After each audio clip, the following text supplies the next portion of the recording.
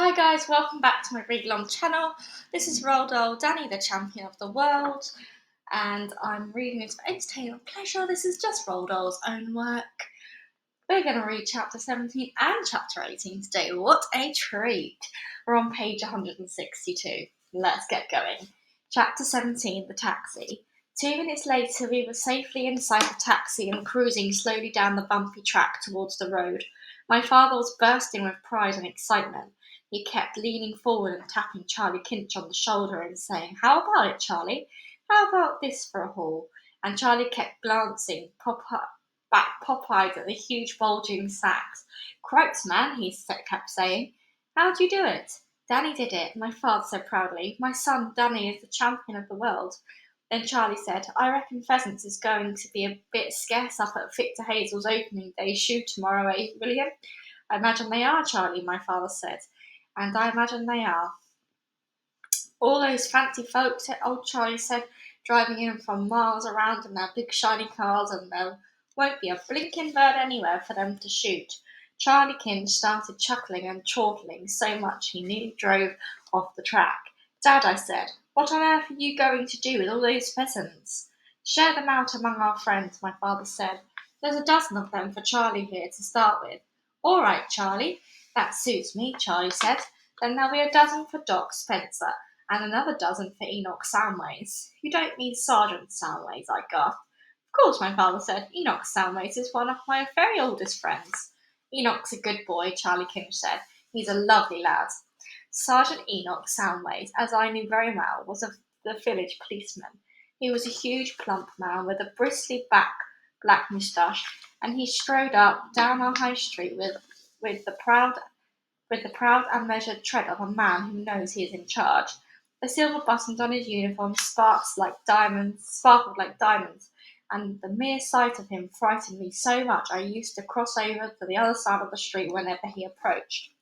Enoch Soundways liked a piece of roasted pheasant as much as the next man, my father said. "I reckon he knows a thing or two about catching 'em as well," Charlie Kinch said.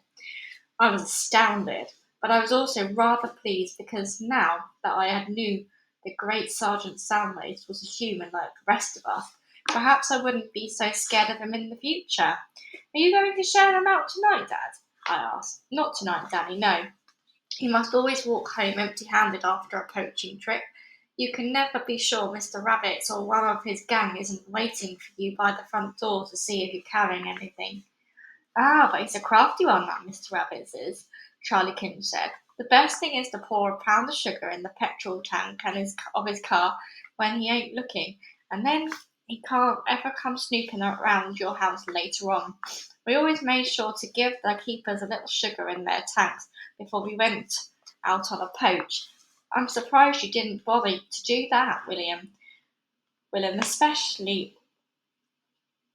Especially on a big job like this one." "What does the sugar do?" I asked. "Blimey, it gums up the whole ruddy works," Charlie Kinch said. "You've got to take the entire engine to pieces before it'll go again after it's had the sugar. Ain't that right, William?" "That's quite right, Charlie," my father said.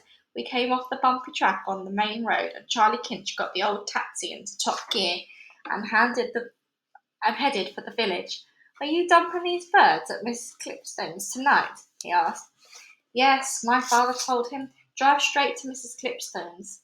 "Why Mrs. Clipstone's?" I asked. "What's she got to do with it?" "Mrs. Clipstone delivers everyone's pheasants," my father said. "Haven't I told you that?" "No, Dad, you haven't," I said, aghast.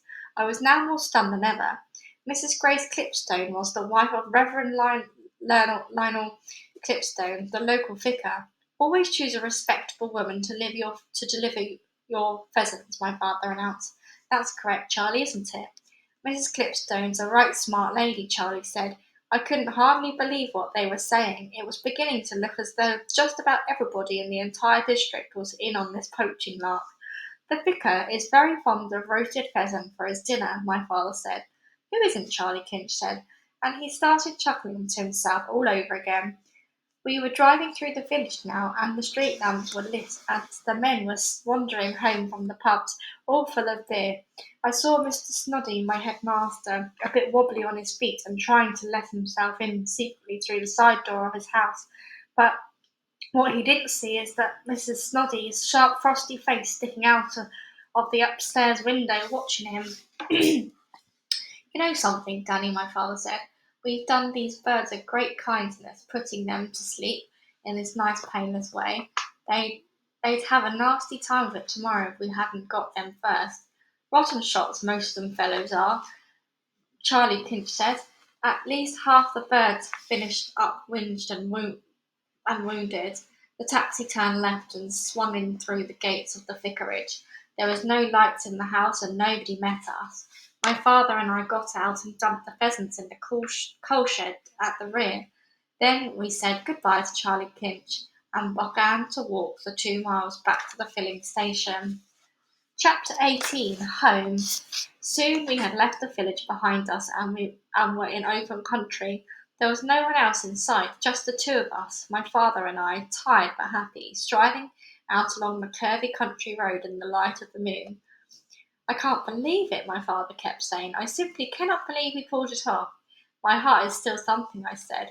So is mine, but old Danny, he cried, laying a hand on my shoulder. Didn't we have a glorious time? Sorry about my phone there, guys. So is mine. But oh, Danny, he cried, laying a hand on my shoulder. Didn't we have a glorious time?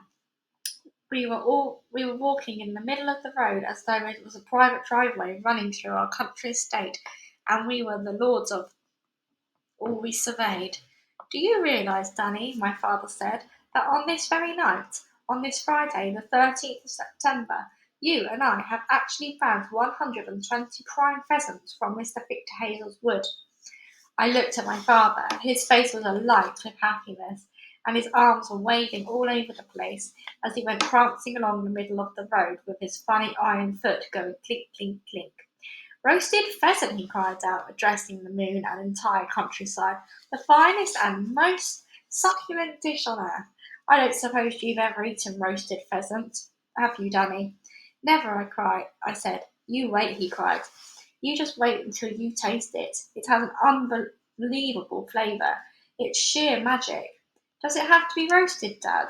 Of course it has to be roasted. You don't ever boil a young bird. Why do you ask that? I was wondering how we would do the roasting, I said. Don't you have to have an oven or something? Of course, he said. But we don't have an oven, Dad. All we've got is a paraffin burner.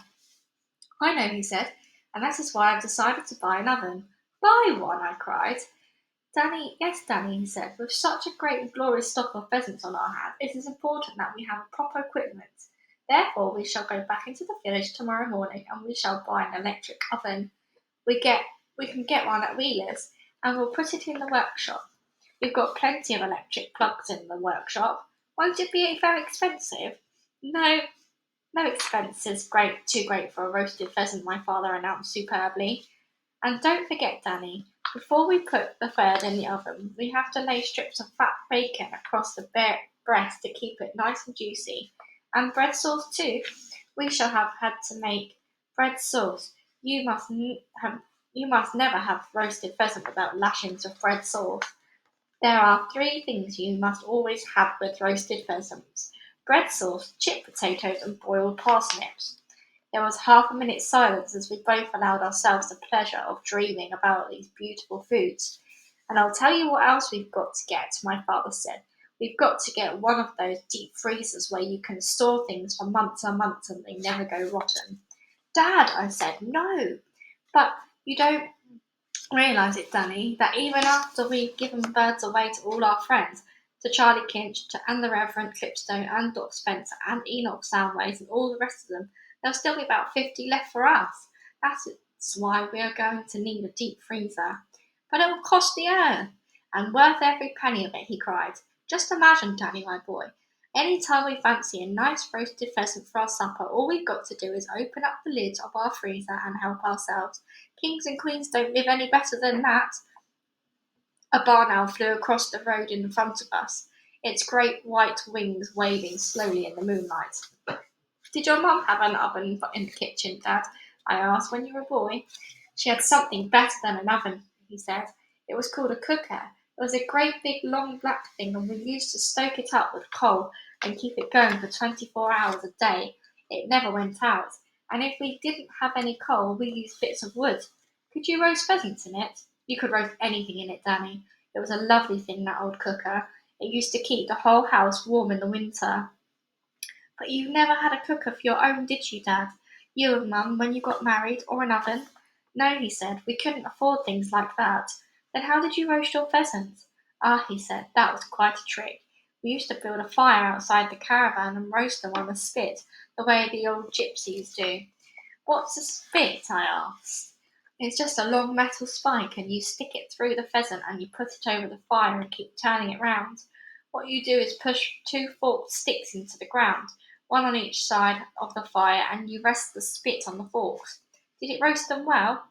Fairly well, he said, but an oven would do it better. Listen, Danny, Mr. Wheeler has all sorts of marvellous ovens in his shop now. He's got one in there with so many dials and knobs on it, it looks like the cockpit of an airplane. Is that the one you want to buy, Dad? I don't know, he said. We'll decide tomorrow. We kept walking, and soon we saw a filling station glimmering in the moonlight ahead of us. Will Mr. Rabbit be waiting for us, do you think, Dad?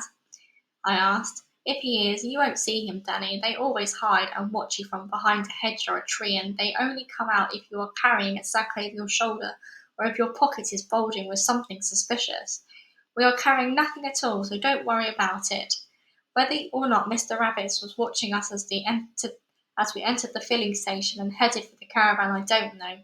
We saw no sign of him. Inside the caravan, my father lit a paraffin lamp, and I lit the burner and put the kettle on to make us a cup of cocoa each.